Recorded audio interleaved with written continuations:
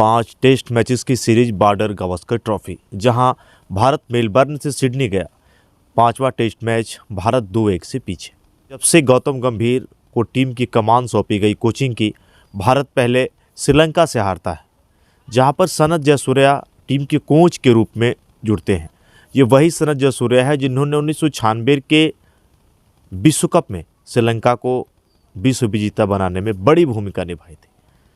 Sri Lanka team के selector रहे, उसके बाद कोच का दायित्व मिला। लेकिन आखिर गंभीर के आने से रोहित शर्मा के साथ क्या वो ऐसा सामंजस्य नहीं बैठा पा रहे हैं जिस तरीके से भारत की हार हुई।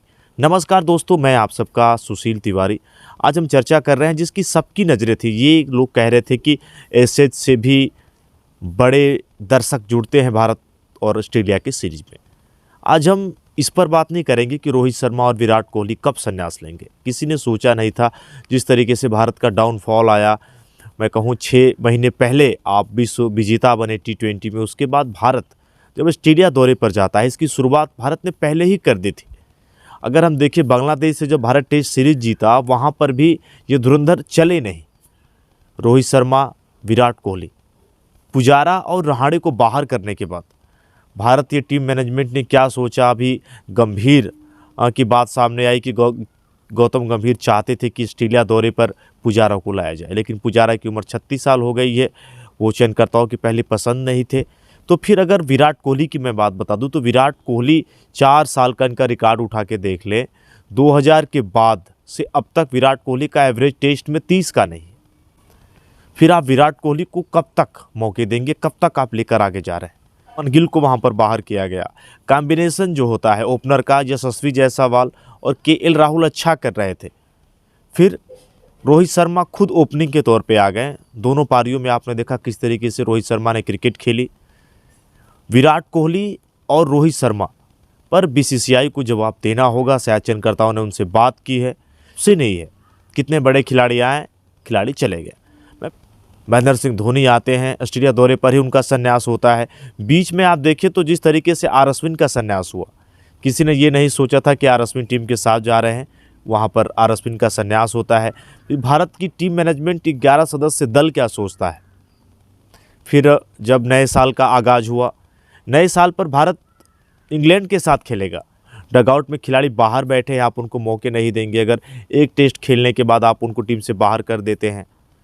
ध्रुव जुरैल, जो कि इंग्लैंड से वो सीरीज थी, आपने देखा जिस तरीके से ध्रुव ने पारी खेली, वहाँ पे बड़े बड़े धुरंधर नहीं चल सके, लेकिन ध्रुव जुरैल की पारी से ही भारत उस श्रृंखला को जीता था। ऋषभ पंत आते हैं तो पंत आने से सीनियर हैं, आप उनको मौके देते हैं। लेकिन पंत ने कितनी क्रिकेट खेली है, कितनी अच्छी क्रिकेट खेली है। ये वही ऋषभ पंत है जो ऑस्ट्रेलिया दौरे पर इनका नाम आया, जिस तरीके से इन्होंने क्रिकेट खेली। लेकिन यहाँ पर आप देखें 2 अगर पारी पंत की उठा के देखें तो हो सकता है भारत एक परिवर्तन कर दे, पंत को हटा के आप ध्रुव जुरैल को मौका दे। लेकिन रोहित शर्मा और विराट कोहली पर चयनकर्ताओं को साफ करना पड़ेगा कि आखिर आगे कितने आगे तक के जाएंगे, या फिर आप इन्हीं को लेके जाएंगे। फिर नाम क्या, भारत कभी भी ऐसा जाना नहीं जाता है कोई बड़ा एक्सपेरिमेंट कर दे भारत, लेकिन टीम को ये सोचना पड़ेगा। जसप्रीत बुमराह आगे आप T20 और वनडे की सीरीज है, फिर चैंपियन ट्रॉफी है, तो वहाँ पे आप बुमराह को आराम देंगे। लेकिन बुमराह से कितनी गेंदबाजी आप करवा रहे हैं, बुमराह पर कितना बड़ा वर्कलोड है।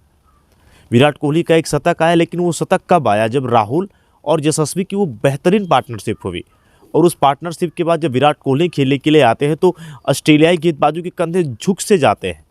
वहाँ पर विराट कोहली का शतक होता है। लेकिन उसके बाद जब लंच से पहले ये गेंद बाकी है, आप स्टार की गेंद को खेलते हो, जो कि 7वें स्टंप पर वो गेंद है, वहाँ पे विराट कोहली जिस तरीके से शॉट लगाते हैं, बैट का किनारा लगता है।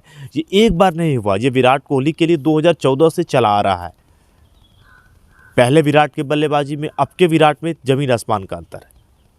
तो यहाँ पर विराट कोहली को भी सोचना होगा, लेकिन यहाँ पर BCCI को और कोच को कड़े कदम उठाने पड़ेंगे। मुझे नहीं लगता कि आप रोहित शर्मा को बैठाने वाले हैं, विराट कोहली को बैठाने वाले हैं। लेकिन आप पीछे देखें तो 4 साल के आंकड़े उठा के देख लें आप, रहाणे, पुजारा और विराट कोहली के एवरेज को आप देख लें, और उसी 4 साल में आप रविंद्र जडेजा और R अश्विन की बल्लेबाजी को देख लें। गौतम गंभीर जब कोच आए, पहली पसंद, सबकी एक पसंद होती है। जब कोच कप्तान जब होता है तो उसके एक अपने खिलाड़ी होते हैं। एक अपना मैं कहूँ मैं एक अपनी टीम से होती है ना कि मैं इस खिलाड़ी को पसंद कर रहा हूँ। ये किसी से छुपा नहीं है, क्योंकि कुछ समय पहले अक्षर पटेल टेस्ट के 11 सदस्य टीम में होते थे। उनकी बल्लेबाजी और गेंदबाजी और फील्डिंग पर किसी को संदेह नहीं था, लेकिन गौतम गंभीर के आने से अक्षर पटेल का नाम गायब ही हो गया टेस्ट मैचेस के लिए। फिर आप वाशिंगटन सुंदर के आपकी पसंद होते हैं, वाशिंगटन सुंदर को आप बुलाते हैं, मौका देते हैं। वाशिंगटन सुंदर सही है, अच्छे खिलाड़ी हैं, लेकिन जिस तरीके से अक्षर पटेल की मैं बात कर रहा हूँ आपसे, मैं इसीलिए बता रहा हूँ ना कि टीम किस तरीके से बनी है भारत की। 5 टेस्ट की सीरीज में जो कि बीजीटी एक मैं कहूँ सबकी नज़रें थी, जब आप 3-0 से न्यूजीलैंड से हारते हैं, फिर आप ऑस्ट्रेलिया आते हैं, क्या सिडनी की पिच भारत को मदद करेगी, ऐसे आसार हैं। लेकिन भारत क्या इस टेस्ट को जीत कर फिर 2-2 की बराबरी कर पाएगा? क्या वो WTC के फाइनल में जाएगा? लेकिन सबसे बड़ा ये सवाल है कि गेंदबाजी विभाग में भी भारत ने उस तरीके से गेंदबाजी नहीं की। मोहम्मद शमी के फिटनेस के साथ मैं भारतीय क्रिकेट की अगर बात बता दूं, क्योंकि क्या शमी का चोटिल होना, फिर युवाओं की फौज की आप बात करते हैं, क्या जसप्रीत बुमराह के बाद भारत के पास कोई ऐसा गेंदबाज नहीं है जो कि टेस्ट मैचेस में साथ दे सके? प्रसिद्ध कृष्णा को आप लेके गए हैं, लेकिन आपने मौके नहीं दिए। मुकेश कुमार को आप लेके गए हैं, आपने मौके नहीं दिए। फिर आप किस पर निर्भर है? आप टेस्ट मैचेस को नहीं जीत पाएंगे।